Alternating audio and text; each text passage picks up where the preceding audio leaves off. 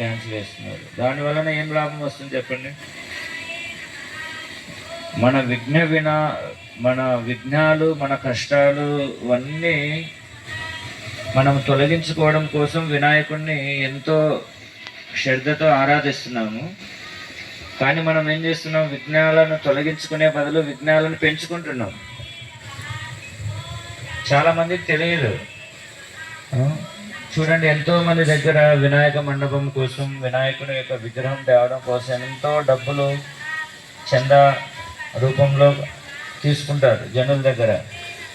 వీళ్ళు ఏం చేస్తారు? ఆ డబ్బులతో మందు తాగుతారు, సినిమా పాటలు పెట్టుకుంటారు, రకరకాలైనటువంటి పనికిరాని కార్యాల కోసం ఉపయోగించడం వలన ఆ డబ్బులు ఇచ్చిన వాళ్ళకు లాభం లేదు, ఆ ఉత్సవం చేసిన వాళ్ళకు లాభం లేదు.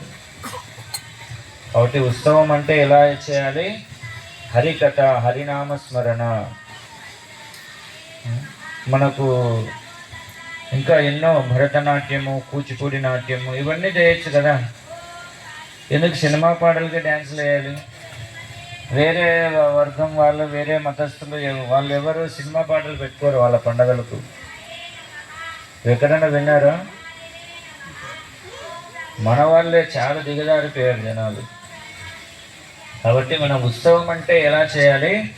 హరికథ, హరినామ స్మరణ,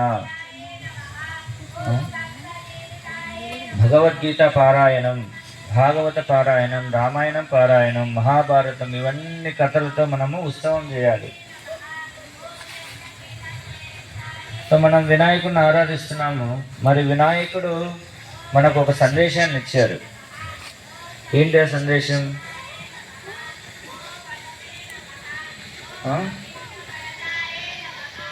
ఏంటి ఆ సందేశం? చూసారా మీరు? వినాయకుడికి చెవులు పెద్దవిగా ఉన్నాయి. గమనించారా? ఎందుకున్నాయి చెవులు పెద్దవిగా? ఎవరైనా మంచి విషయాలు, భగవద్గీత, భాగవతం చెప్తే మనము చెవులతో శ్రద్ధగా వినాలి మంచి విషయాలను. అందుకు ఆ చెవులు మనకు సూచిస్తాయన్నమాట. సో మనం చూసినట్టయితే మరి వినాయకుడు మనకు ఒక సందేశాన్ని ఇచ్చాడు. ఏంటి ఆ సందేశం?